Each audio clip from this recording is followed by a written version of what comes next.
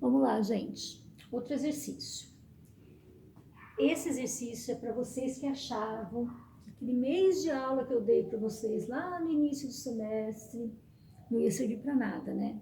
Acho que vocês já tinham falado, nossa, ela não vai cobrar nada da gente, daquela aula que a gente deu, que ela ensinou a calcular a reação de apoio, diagrama. Então, é só esperar que a desgraça chega, gente. Olha lá. Determinados o diagrama de tensão normal para os momentos máximos. Então, aqui foi dada uma barra com carregamento uniformemente distribuído de 160 kN por metro. Essa barra tem uma seção de 20 por 40 centímetros. Bom, isso aqui foi o que dá. O enunciado é só isso aqui. O resto já é tudo resolução, tá? Então, vamos conversar a respeito disso. Quando a gente tem uma barra de seção 20 por 40, essa aqui, ó, essa barra tem esse comprimento aqui, ela se alonga para cá, tá? Como se a gente estivesse cortando e enxergando essa barra de frente. Então, ela tem todo um comprimento aqui. Quando a gente representa esse carregamento, vocês têm que considerar que esse carregamento, ele atua ao longo da linha de eixo dessa estrutura, dessa barra.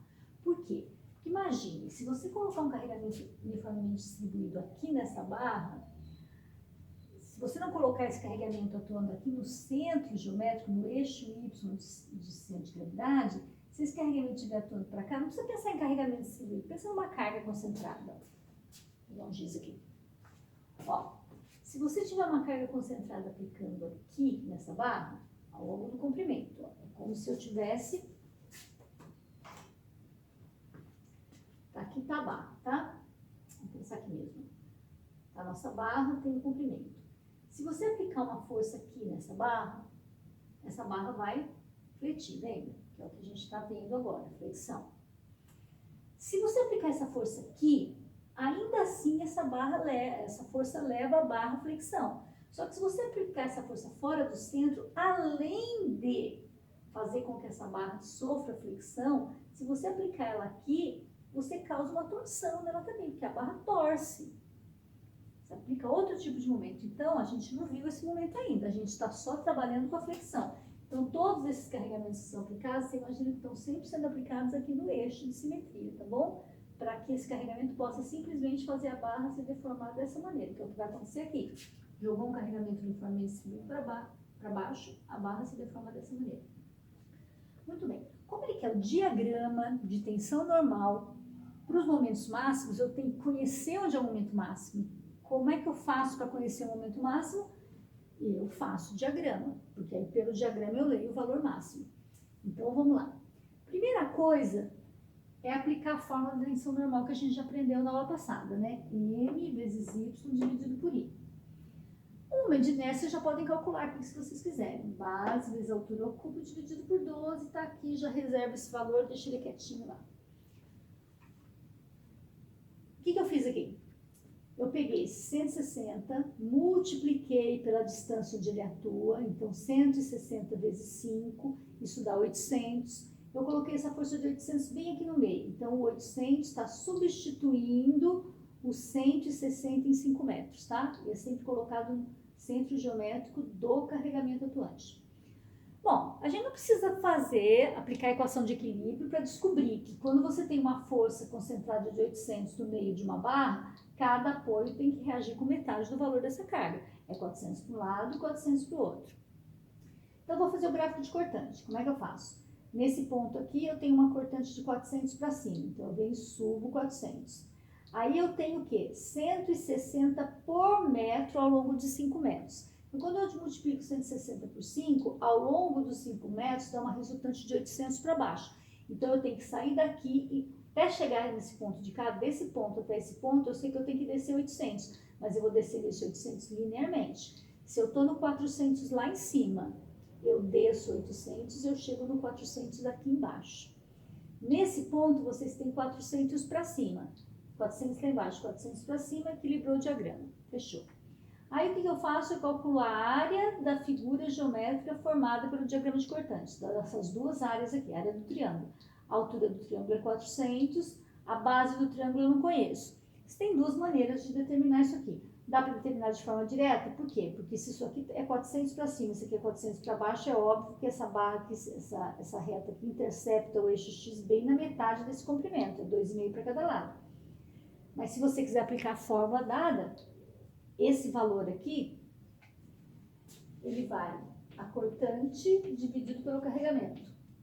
Ou seja, o 400, que é a cortante, dividido pelo carregamento distribuído, que é o 160. Então, divide 400 por 160, acha 2,5. E aí, calcular a área do triângulo. 400 vezes 2,5 dividido por 2, que é esse 500 que está aqui. 500 é a área desse triângulo, esse triângulo é igual, 500 também. Cortante positiva traciona a fibra de baixo. Então, você vai descer o valor da área, que é 500. Você está no zero, porque não tem nenhum momento atuando aqui.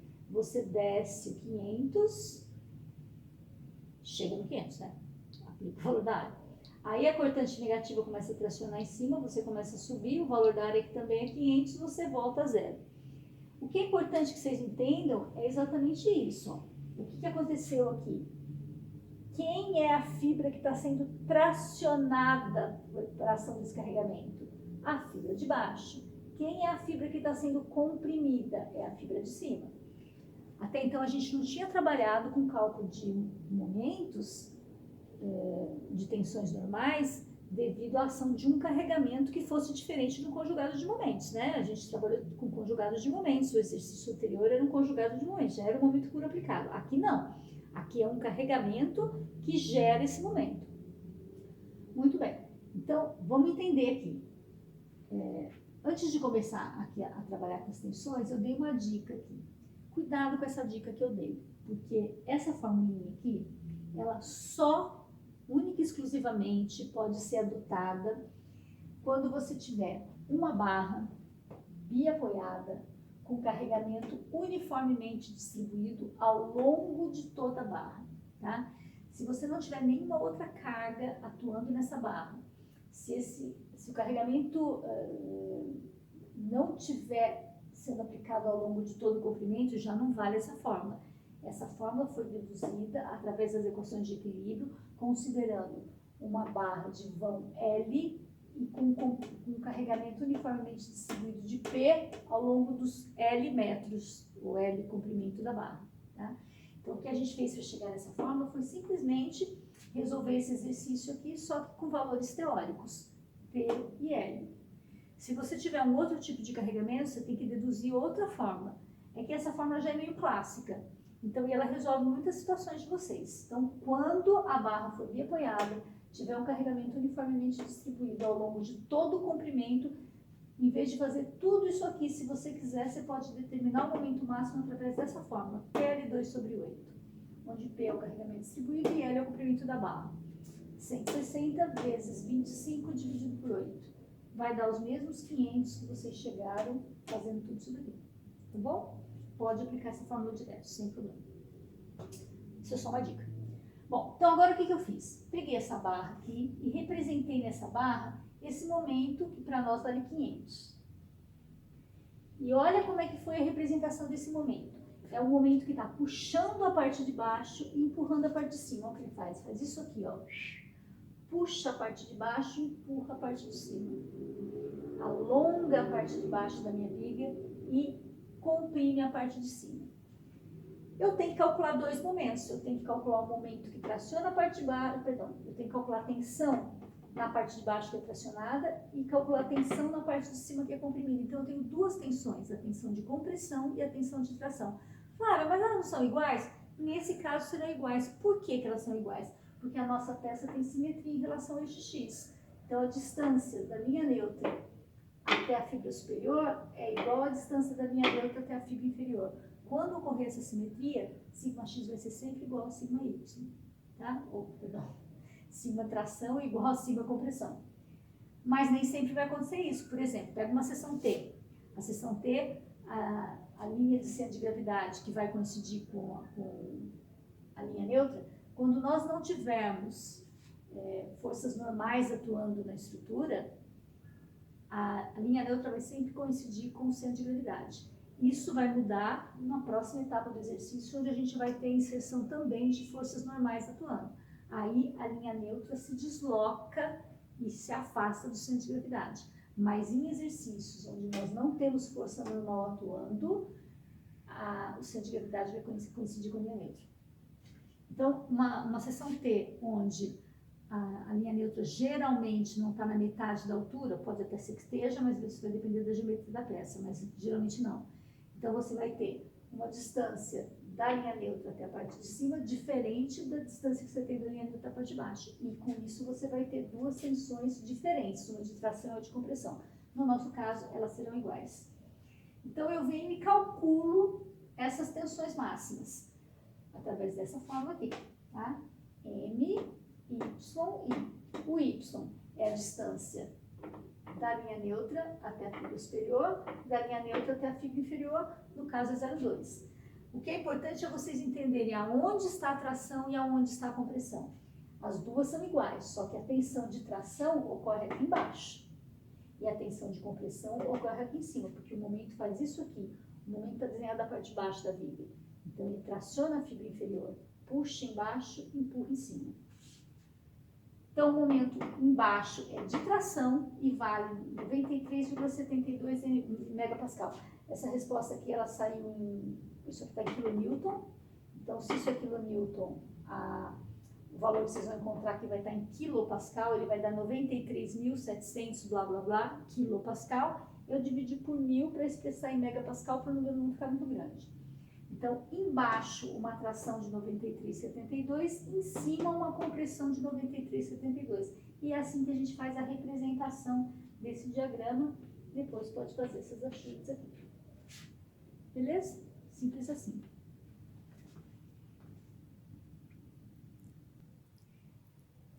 Olha, outro exemplo aqui bem completo também, que a gente engloba bastante matéria que a gente já viu. Centro de gravidade, momento de inércia, os conceitos de momento lá do início e, por fim, no finalzinho, a matéria nova de flexão. Então, vamos lá. Considerando as cargas aplicadas na barra, determine as máximas tensões de tração e compressão no trecho BC da barra, que é esse trecho central aqui. E agora, vejam, máxima de tração e de compressão, porque elas não são iguais. A seção é uma seção U. A seção não tem simetria em relação ao eixo X, então eu vou ter uma distância do centro de gravidade até a fibra inferior, que é diferente da distância que eu vou ter do centro de gravidade até a fibra superior. Então, primeira coisa, aqui os cálculos são independentes, mas vamos calcular começando pela determinação do centro de gravidade dessa peça. Ela tem simetria em relação ao eixo Y, então eu não preciso calcular o X de centro de gravidade, porque eu sei que esse X de centro de gravidade vai ser 25, né? Que é metade de 50 aqui. Então, eu só estou determinando o Y, eu quero saber onde passa o eixo X de centro de gravidade, ou seja, eu quero essa distância vertical medida aqui a partir desse eixo inferior aqui, horizontal. Eu dividi em duas figuras. A figura 1 é isso aqui cheio, maciço, e a figura 2 é esse miolo aqui vazado. Então, a figura 1 tem uma área de 60 por 50, 3.000. A figura 2 tem uma área de 50 por 30, 1.500. Lembra que essa área é negativa, eu tenho que descontar ela da área cheia. Medido a partir aqui de um eixo de referência que está aqui embaixo, essa figura aqui tem eixo X de centro de gravidade passando na metade da altura, na metade dos 60, 30. Então, vai estar aqui a 30 centímetros, tá? Essa figura vazada, medido a partir da origem, você vai subir os 10 e vai até a metade dos 50. Metade dos 50 é 25. Então, você vai ter 25 mais os 10 que você subiu aqui, 35. Aí é só multiplicar. A área vezes x está aqui. A área vezes y está aqui. Soma esses dois valores, 1.500 a somatória, soma esses dois valores, 37.500. A coordenada y de centro de gravidade está a uma altura de 25 milímetros. Esses comprimentos todos têm milímetros. Então, tá aqui, eu coloquei, esse é o eixo X de centro de gravidade a 25 milímetros. Perfeito, agora é só a gente calcular aqui, eu fiz as parciais aqui. Pode até deixar e você já se baseia quando vocês estiverem fazendo as contas. Figura 1, ela tem uma base de 50, uma altura de 60 ao cubo dividido por 12. Como o centro de gravidade da figura 1 passa a 30 e o centro de gravidade da figura total passa a 25, os dois eixos não coincidem, então nós vamos ter essa parcela de translação. A parcela de translação é área vezes distância ao quadrado. A área é 50 por 60, aqui tudo transformado em metro já. E a distância é a distância entre os dois eixos. O eixo de centro de gravidade da figura total do U, que é esse aqui, e o centro de gravidade do retângulo de 50 por 60. Então, o centro de gravidade do retângulo está a 30 milímetros, o centro de gravidade do U está a 25 milímetros, o que separa esses dois eixos são 5 milímetros, que é essa distância aqui ao quadrado. Figura 2. Base tem 30, a altura tem 50, ao cubo dividido por 12, mais a área, que é 30 por 50, vezes a distância que separa o centro de gravidade do vazado e o centro de gravidade do U. O centro de gravidade do vazado, lembra, está a 35. Então, a altura aqui do centro de gravidade do vazado, 35. Vamos colocar aqui, ó. Essa área vazada aqui tem centro de gravidade passando aqui. Essa área cheia tem centro de gravidade passando, aqui, a 30, tá? Então, é a distância que separa essas duas e a distância que separa essas duas aqui. Aqui no caso do vazado, que está a 35, essa altura, o que separa 35 de 25 são 10 milímetros, tá? Aqui ao quadrado.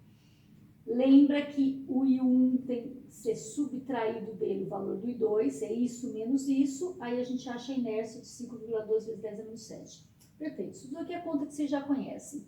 Bom, agora para poder determinar a tensão, eu preciso conhecer o momento. E aí, calculei as reações de apoio. Como essa peça tem carregamentos simétricos, as duas reações vão ser a soma das duas forças dividido por 2. Então, é 10 mais 10, 20, metade para cá, metade para cá, porque o carregamento é simétrico. E se quiserem calcular a reação de apoio, vocês vão encontrar esse valor. Aí, bom, subiu VA aqui, que é 10, não tem carregamento atuando nesse ponto, esse 10 vem constante, chega aqui, desce 10, ele vem para 0, não tem nada atuando aqui, esse 0 vem constante, chegando aqui, encontra esse 10, ele vai descer 10, não tem mais nada, esse 10 vem constante, aqui você tem o VD, isso já tem um equilíbrio. Essa área aqui, aí eu já transformei isso aqui para metro, tá? Como aqui tá tudo em metro, eu já peguei esse momento aqui, já transformei para metro também, para a gente não ter problema com unidade. Então, eu peguei aqui o 10 e multipliquei por 0,15 metros, que dá 1,5. Aqui, não tem uma área, né? Essa área também vai ser 10 vezes 1,5, 10 vezes 0,15, que vai dar 1,5. Cortante positiva traciona embaixo, eu saio do zero, porque não tem momento, desço o valor da área, que é 1,5. Aqui o momento é nulo, perdão, aqui a cortante é nula. Se a cortante é nula, o momento não se altera, não é que o momento é nulo, gente. O momento, se ele é zero, ele continua em zero, mas se ele é 1,5, ele vai continuar em 1,5, ele não se altera nesse trecho. Depois a cortante é negativa, começa a tracionar em cima, você vai subir o valor da área, que é 1,5, você está no 1,5, sobe 1,5, volta para zero. Muito bem. Ele quer saber o momento nesse trecho BC. Então, vocês perceberem, ó, no trecho BC, esse momento é constante, ele vai no 1,5. Qualquer lugar que você cortar no trecho BC, você vai ter o mesmo momento de 1,5. Então, vamos lá. Importante vocês entenderem que essa barra se deforma dessa maneira, tração na parte de baixo, compressão na parte de cima. Então, olha como é que eu representei o momento aqui, ó, puxando a parte de baixo e comprimindo a parte de cima.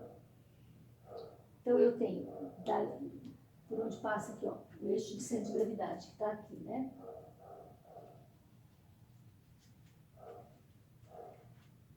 Torto, hein? Feio.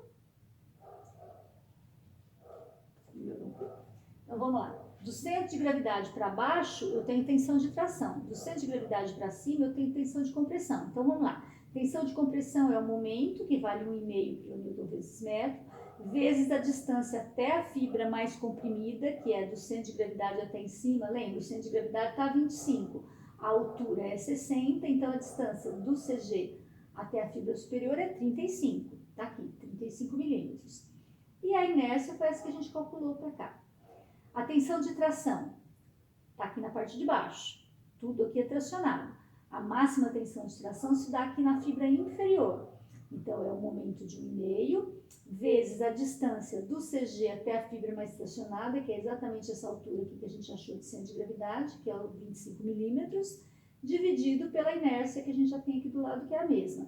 Aqui eu estava sem espaço para fazer essa conta, aqui embaixo eu tinha espaço, então eu fiz só para vocês terem uma noção da ordem de grandeza. Aqui vai dar 73 mil, porque isso aqui está em quilonewton, isso aqui está em newton por metro quadrado, né? Aqui está em metro a quarta, perdão, então vai sair em kilonewton por metro quadrado, seria quilopascal, eu dividi por 1000 para expressar em megapascal. Então a tensão de tração vai dar 73,24, essa é a de tração. A de compressão vai ser o valor um pouquinho maior, né? Porque esse comprimento aqui é maior. Aí vocês façam essa conta e coloquem aqui, tá bom?